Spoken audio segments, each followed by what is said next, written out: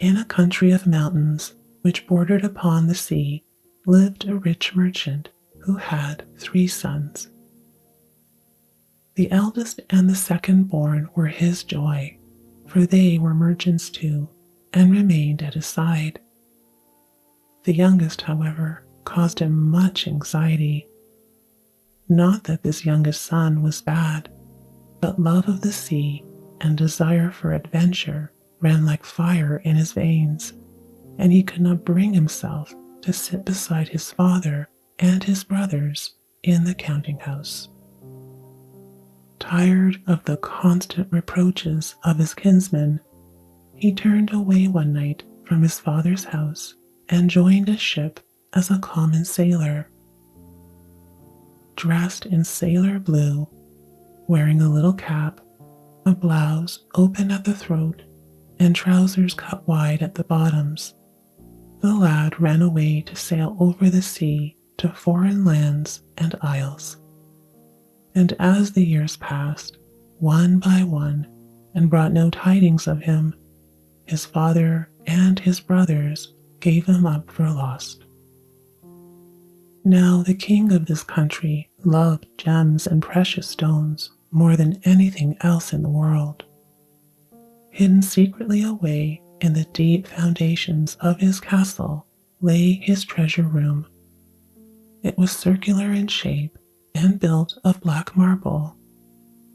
Along a curving wall stood hundreds of armed men like statues, at equal distance one from another, holding torches of light. 100 coffers of green stone lay on the floor, at the base of each statue piled high with gems. And night after night, when all was still, the king would descend to the secret chamber, throwing open the jewel chests, and would gaze long and silently into the gleaming mass within. One night, the king led his neighbor, the Emperor of the 7 Isles, to the jewel room and showed him his treasures. "These are the most beautiful jewels in the whole wide world," said the king proudly. "Yes, they are indeed noble," replied the emperor, nodding his gray head. "But why is it that the Emerald of the Sea is not among them? The Emerald of the Sea is the most glorious jewel in the whole wide world. Years ago, a fisherman of the land of the dawn found it in a chest which a storm had washed into his nets. At the time I was but a young prince. The jewel was hung on a chain and worn as a necklace by the princess of the dawn, and its radiance beamed if the very secret of the sea were hidden in its heart." "Where is this emerald to be found?" asked the king, who was now consumed with the desire to add the jewel to his possessions. "Tell me, that I may at once send an expedition in search of it." "I have not heard of it for many years," replied the emperor, "but I think it is still in the land of the dawn." So great was the king's impatience to become the owner of the Emerald of the Sea that he could hardly wait for the morning. All night long he slept not a wink, and hardly had the sun risen above the mist lying at the edge of the sea and sky when he sent for the rich merchant to come to the palace at once. Wondering much at the summons, the merchant made haste to the palace and was taken instantly before the king. When the king saw him, he said, "You are the greatest and richest merchant in my dominions. Know then that I have a task only worthy of you. In the land of the dawn, there is a jewel called the Emerald of the Sea. You must find it and purchase it for me. I would give all the gold in my realm to possess it. Be sure that you return with it, for if you fail me, my anger shall strike you down." At these words, the merchant bowed low and promised to sail that very day for the land of the dawn. Then, returning home, he gave orders that the best vessel in all his fleets be immediately prepared for the journey, and so swiftly was this done that the merchant sailed for the land of the dawn on the morning tide. Many days and many leagues he sailed over shining seas, till he reached the harbor of the land of the dawn. Ships were entering and ships were leaving the lovely mountain-circled bay. The merchant anchored his ship in a quiet bay and hastened ashore to find the Lord Treasurer of the kingdom. He found the Lord sitting on a balcony of his castle, which overlooked the sea. Upon hearing the merchant's story, the surprised nobleman said, "You are too late. I sold the Emerald of the Sea only an hour ago to the master of a strange vessel. See, there she is now." And the Lord Treasurer pointed out over the sea to a strange black ship with red sails, which was just then disappearing over the horizon. Thankful that the other ship was still in sight, the merchant hurried back to his own vessel and gave chase. Luckily, there was a full moon that night, by which the shadowy hulk and the swaying masts of the black ship could be seen. All the next day they sailed, but never close to the other vessel did they come. Another night and another day found them no closer. Finally, late in the afternoon of the third day, a great storm came sailing over the edge of the sea. A blast of wind struck the merchant's ship, then a torrent of rain, and when night came, the storm was at its height. When the daylight came again, the other ship had completely disappeared. The merchant sailed here and sailed there, but never a sign of the stranger could he find. At last, with a heavy heart, he gave up the quest and returned to his king with the unfortunate tidings. The king was beside himself with rage and disappointment, scowling as he cried to the merchant, "Because of you, I have lost the finest jewel in the world. If you do not find it within a year, your life and your possessions shall be forfeited to me." On hearing these terrible words, the merchant turned pale, for he knew that the Emerald of the Sea was now lost and it would be impossible to find it. His two sons, however, when they had heard his story, bade him not to despair, and declared that they themselves would go forth in the world that very night and to seek the lost emerald. It was finally agreed that only the eldest son should go in search of the jewel, while the second-born should remain at home with his father, and so the eldest son sailed away. The days lengthened into weeks, the weeks into months, the months into a year, yet the eldest son did not return. A guard of soldiers led the unhappy merchant before the king. "Well, have you found the Emerald of the Sea?" asked the king. "No," replied the merchant hopelessly. Now the merchant would certainly have been doomed had not his second son begged and pleaded with the king for a year of respite in which he too might go out into the world to search for the lost emerald. The king at length yielded to the plea, but took 1/2 of the merchant's possessions as a forfeit. And so the second son sailed away. Days lengthened into weeks, Weeks lengthened into months, the months into a year, yet the second son did not return. During this time, cruel storms wrecked many of the merchant's ships, that he lost the other half of his possessions and was forced to take refuge in a miserable cottage beyond the town. On the last night of the year, the unhappy man sat in his poor house by a fire. Far away, he heard the bells of the royal city sound the midnight hour. Neither the eldest son nor the second-born had returned. The second year of respite was at an end, and nothing now could appease the anger of the king. Suddenly there came a knock on the door.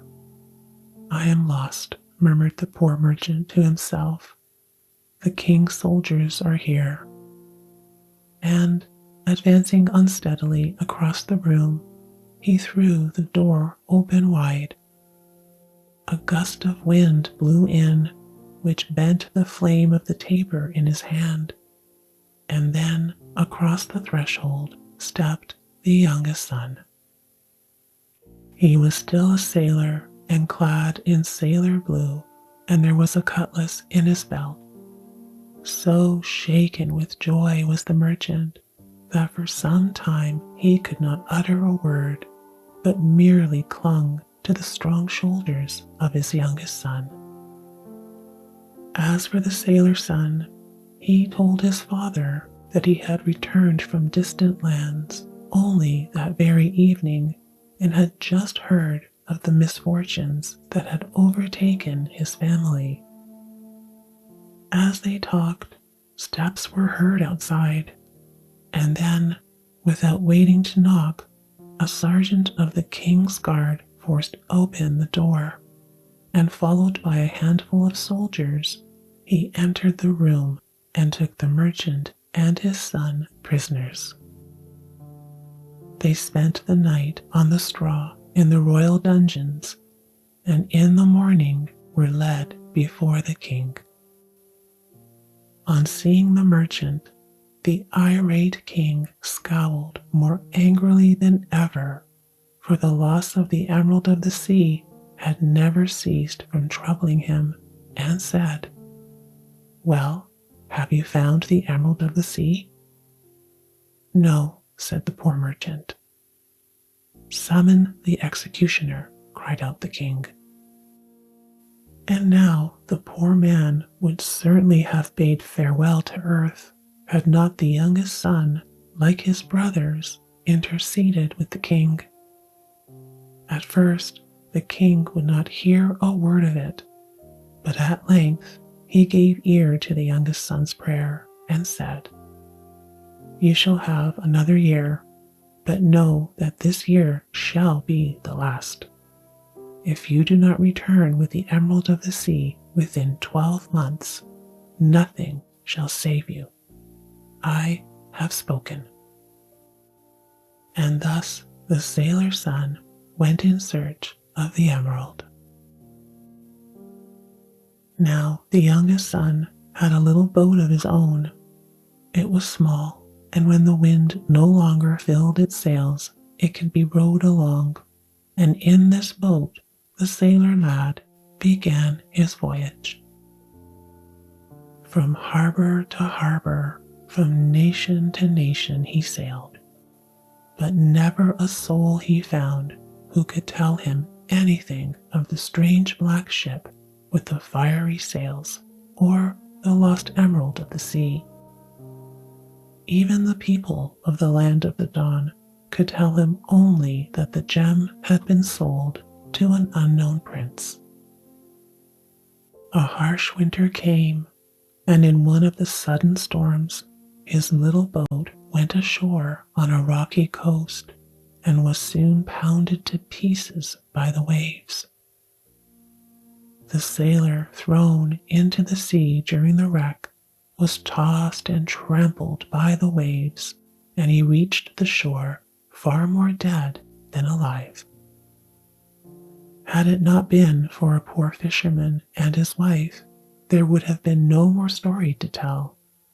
But these good people rescued the sailor from the stormy waters and nursed him back to health and strength again.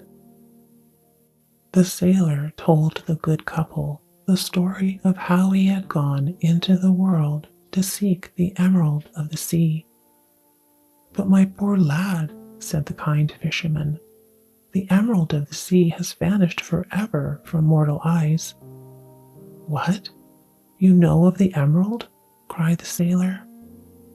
"Yes, my friend," replied the fisherman. 2 years ago, the prince of the unknown isles sent the finest vessel in his fleet to the land of the dawn to buy the jewel.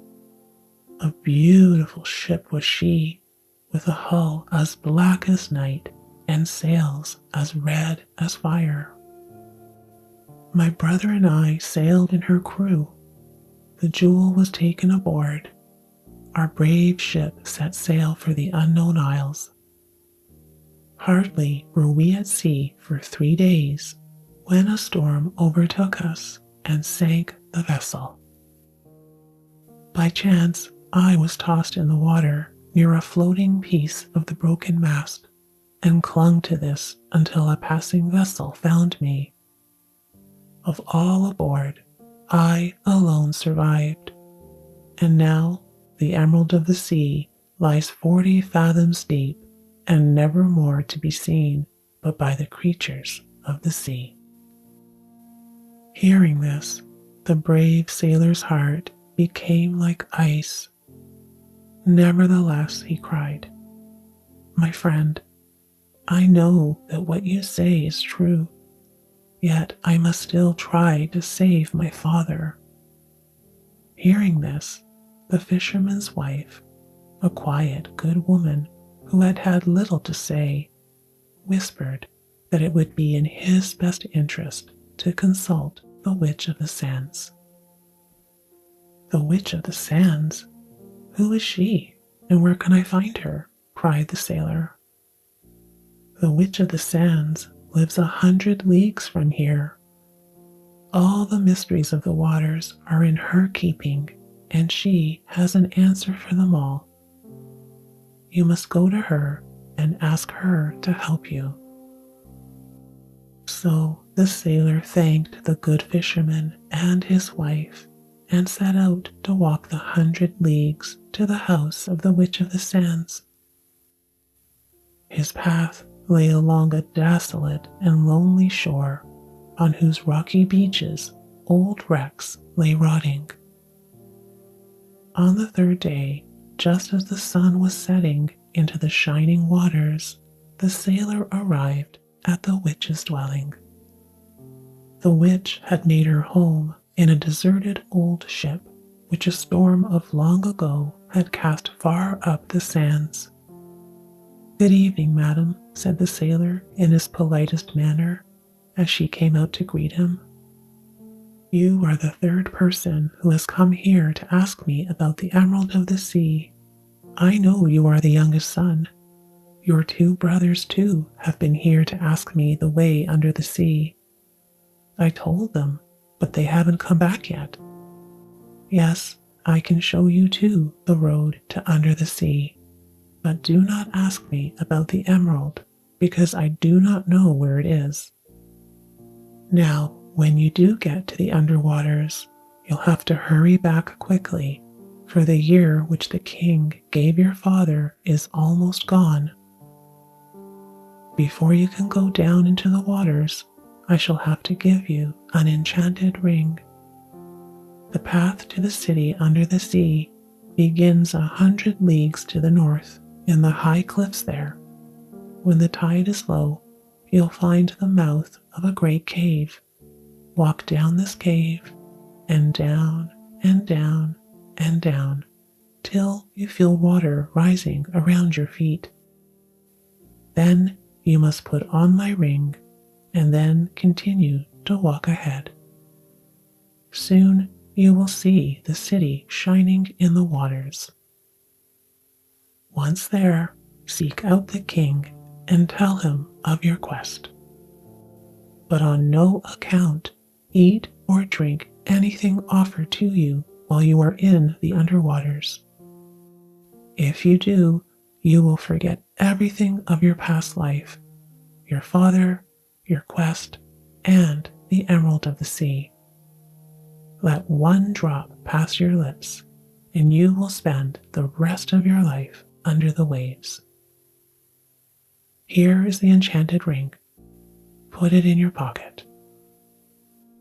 With these words, the witch took the simple golden ring from a little leather purse and handed it to the youngest son. He put the ring in his pocket, thanked the witch, and set off for the cavern which led to the city under the sea. It did not take the sailor very long to find it. After feeling carefully in his pocket to see if the ring was still safe, the sailor plunged onward into the winding cave. In a short time, the roar of the waves on the beach, which had been loud at the mouth of the cavern, began to fade and grow faint, and the tunnel grew dark and cold. Feeling for the wall of the passage with one hand, the youngest son advanced into the blackness. Down and down and down went the sailor. Then he began to hear the lapping of the wavelets in the darkness, and then a few minutes later he felt himself advancing into deepening water. Then stopping for an instant, he put on the golden ring as instructed by the witch and continued to walk forward. Soon he felt the water rise from his ankles to his waist, and from his waist to his throat. One step more, and the water closed over his head. Once under the waves, the sailor hesitated, uncertain as to which way to turn. Little by little, however, his eyes grew accustomed to the touch of the water, and he saw, lying on the bottom a few feet ahead of him, a small ball glowing with a pale light. Stooping to touch this strange object, the sailor discovered it to be a small sea plant which had anchored itself to a stone. He soon discovered that this light was but one of thousands. Together they formed a long straight line across the level floor of the sea, and the sailor assumed these lights to be signs of the road of the sea world. The sailor advanced along them slowly until he reached the gate of the city under the sea. The sailor walked through the gate and found himself on the main street of the city. Along the broad avenue grew giant sea plants with brown leaves set out in rows like trees upon the land, and through the foliage, which moved heavily in the currents, little fish darted like little birds do through the branches of trees. Many people were walking along the avenue, all dressed the same, wearing tight-fitting clothes made of shining fish scales. The sailor looked into their faces and saw that a broad golden ring encircled the pupils of their eyes. Then suddenly 2 men of the sea with swords of red stone moved through the water, seizing the sailor, and hurried him before the king. On a coral throne in a great hall roofed with a high circular dome sat the king. "Welcome," said the king, staring with his golden eyes at both the sailor and the enchanted ring on his finger. "You have come at a fortunate time. This very evening we celebrate the wedding of the second eldest daughter with the mortal who wears the second enchanted ring. Stand here upon the steps of the throne, for they are coming at once. Let the trumpets sound.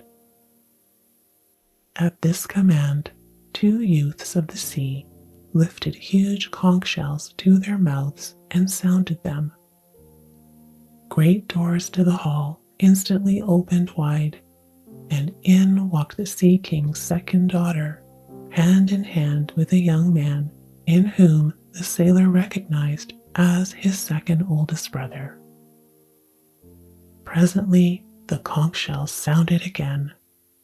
"The prince and the princess," cried a voice, and the king leaned over from his throne and whispered in the sailor's ear, "This is my eldest daughter and her husband.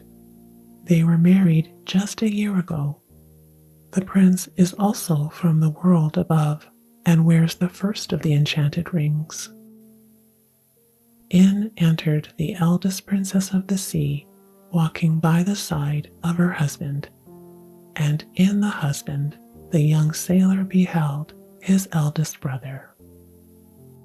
The young sailor stretched out his arms to his brothers. Neither of them remembered him, for while faint and hungry, they had forgotten the warning of the witch and had eaten the food of the underworld. The memory of the world above, the lost emerald, and their father's plight faded away. The conchs sounded a third time. "Now come to the wedding banquet," cried the king. "You shall sit beside my youngest daughter." At that, the sailor lad was hurried into the banquet hall and seated at the royal table beside the king's youngest daughter, and she was the most beautiful of all the 3. Noticing that the youngest son was not eating the food, she said to him, "Why do you refuse to eat the delicious food of the wedding banquet?" "Princess," replied the sailor, "I have come to the underwaters to seek the emerald of the sea, for if I return to my own country without it, my father's life will be forfeited. Would you have me forget?" "But you will never find the emerald of the sea," cried the princess. "Never find the emerald of the sea? What do you mean?" said the sailor anxiously. "The emerald of the sea has disappeared," continued the little princess, fixing the sailor with her golden eyes. "Years ago it was stolen from my father's treasury by a wicked prince of the underwaters. My father pursued him and overthrew him, but in the struggle the emerald drifted to the shores of the land of the dawn. There it remained till the prince of the unknown isles purchased it and took it away in his black ship. This ship, overcome by a storm, sank, but where it lies we know not.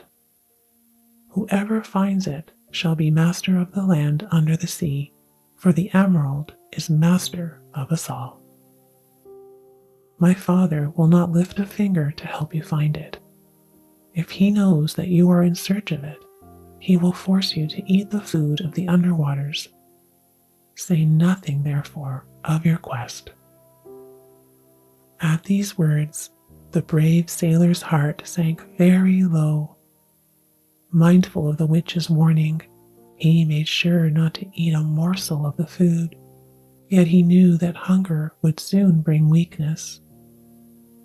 Either he must find the emerald at once, or he must abandon all hope of finding it.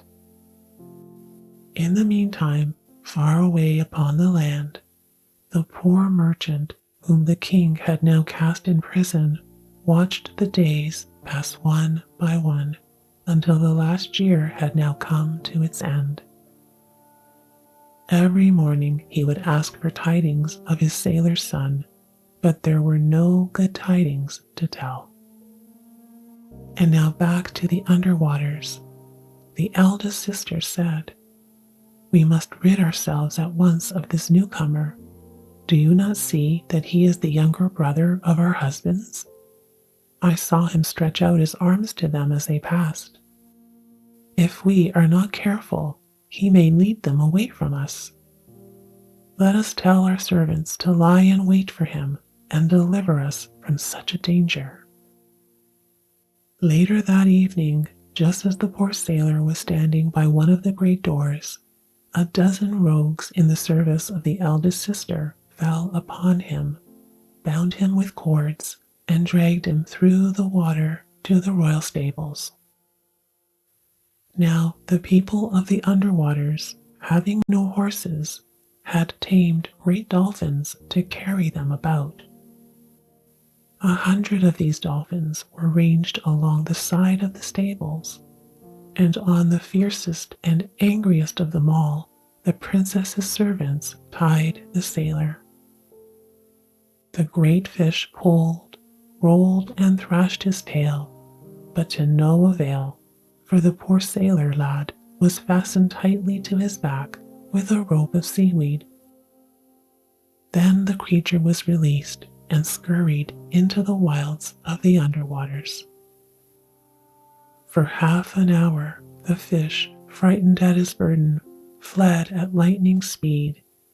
Then, ceasing his mad flight, he tried again to shake himself free of the sailor. He turned, he leaped, he dived, but all in vain, for the sailor was securely fastened to his back. All that long night he fled. Toward the morning of the next day, however, the sailor managed to work one arm free and draw the cutlass from his waist. With this, he released himself from his bonds and rolled off the fish's back. The great animal, delivered of the weight, shot madly toward the surface, but the sailor tumbled through the waters to the bottom.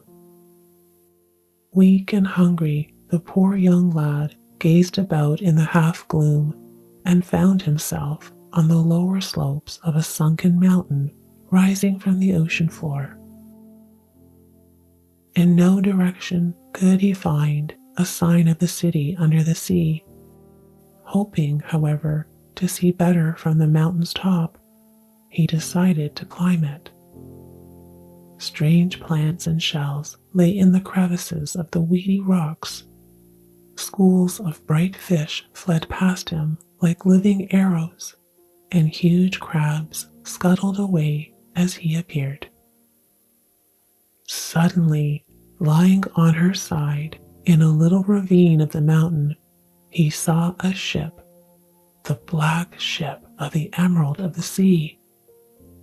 Though very weary and weak, it took the sailor but a moment to clamber aboard and hurry past the broken masts into the captain's cabin.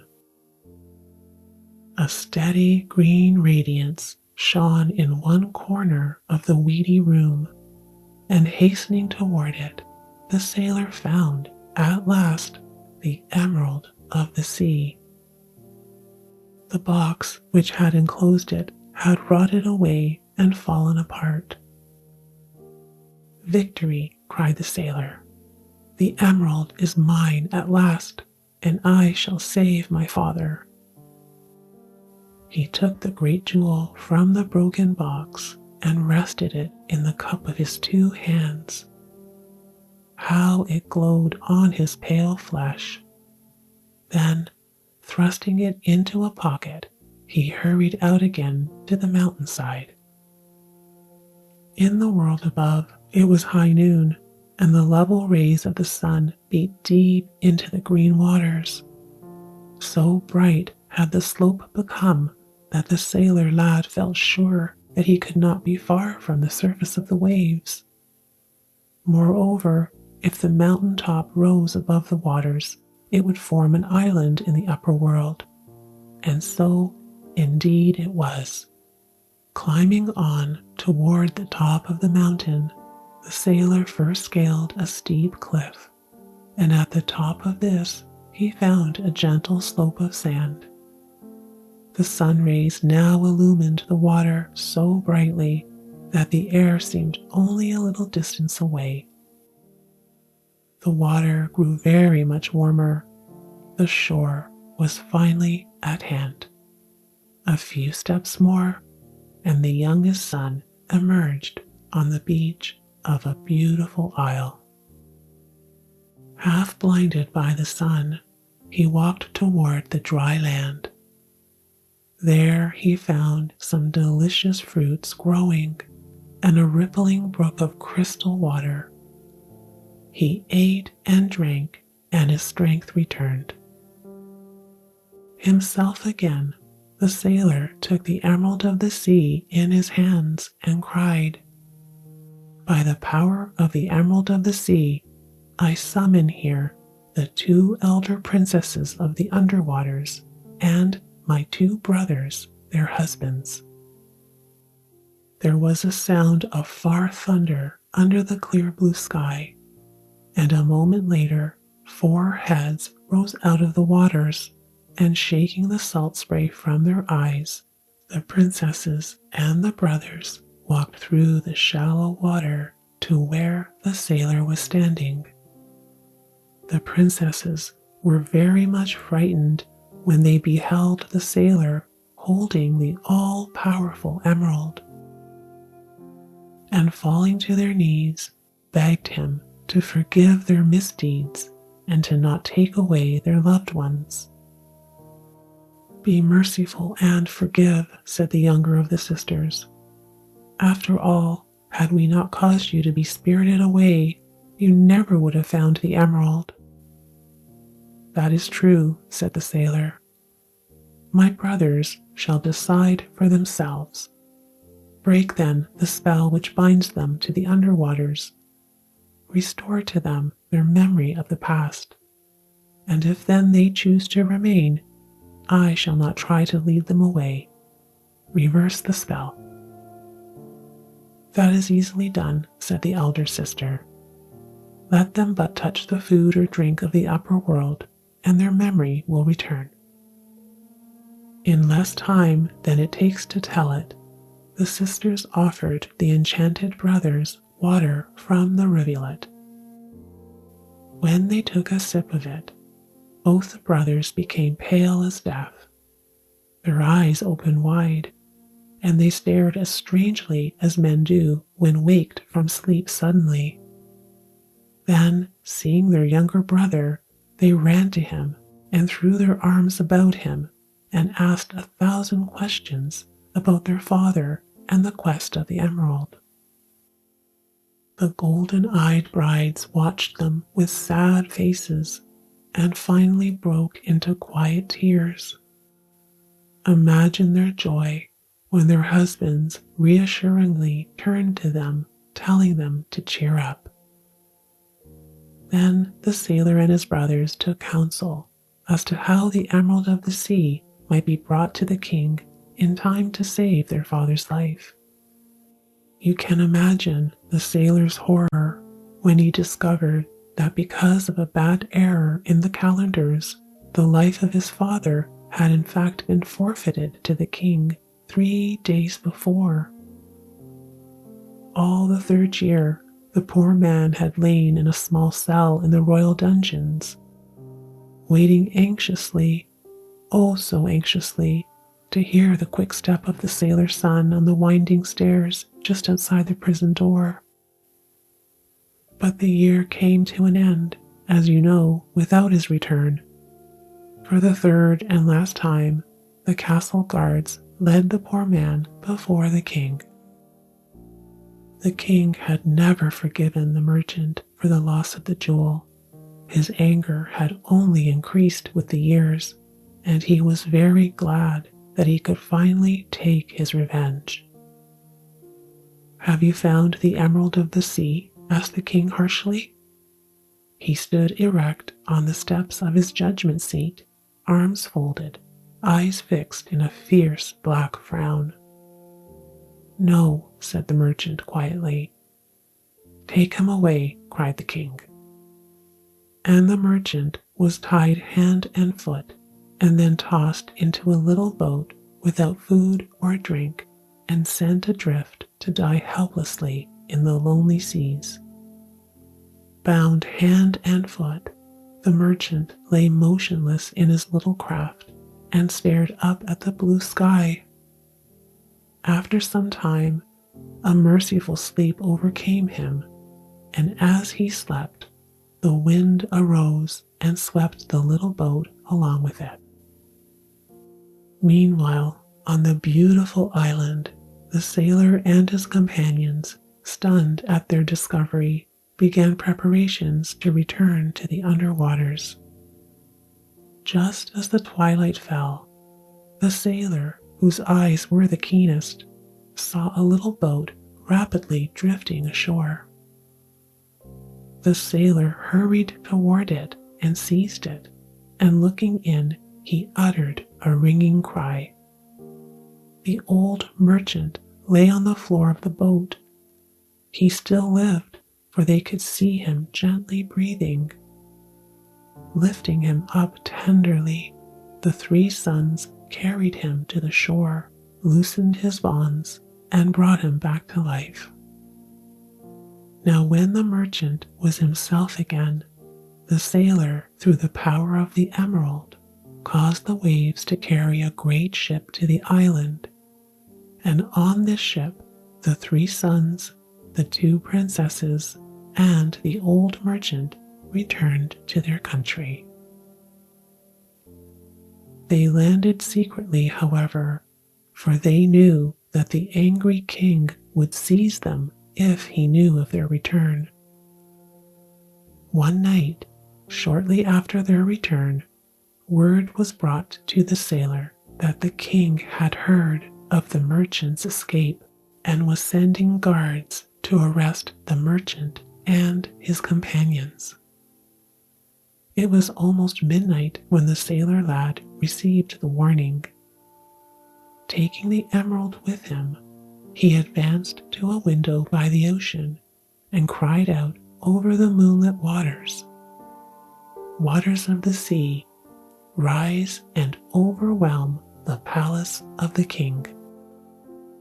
Now the king's palace stood apart by itself on a tongue of land running far out into the tide, and soon the rising waters were flowing over the marble floors and pouring in through the windows. One by one, the lights in the 1,000 rooms, touched by the waves, hissed, sputtered, and expired. The servants of the palace, one and all, ran away and left the dark castle to its fate. Little by little, the advancing water crept from the walls to the balconies, from the balconies to the towers, and from the foot of the towers to their very tops. Finally, all the moon could see as it shone upon the flood was the flag of the highest turret of all, and finally that too disappeared under the waves. Locked in his secret treasure room, opening the jewel coffers one after the other, the king remained quite ignorant of the disaster. For some time, no sound reached him in his hidden retreat because the door of the treasure room was very thick and strong. Suddenly, he heard behind him the sound of falling water, and turning toward the door, beheld streams of water gushing through the passages between the door and its frame. Horror-struck, he watched the door burst from its locks and hinges, and a roaring cascade of cold seawater came pouring in the room, and a moment later the whole castle crumbled and fell to pieces. Now, when the king had met his fate, the people of the country, who greatly respected the merchant, offered him the crown, but he refused it and instead gave it to his two elder sons. Thus it came to pass that the country had two kings. Each brother in turn reigned for 6 months of the year and spent the other 6 in the city under the sea. As for the sailor lad, he sailed the sea for many years and finally married a beautiful young woman who he happened to meet on one of his travels. Then, like all sailors, he and his bride went to live in the countryside. His house was built of gray stone with vines of ivy and a beautiful apple orchard beneath its windows, and they all lived happily ever after.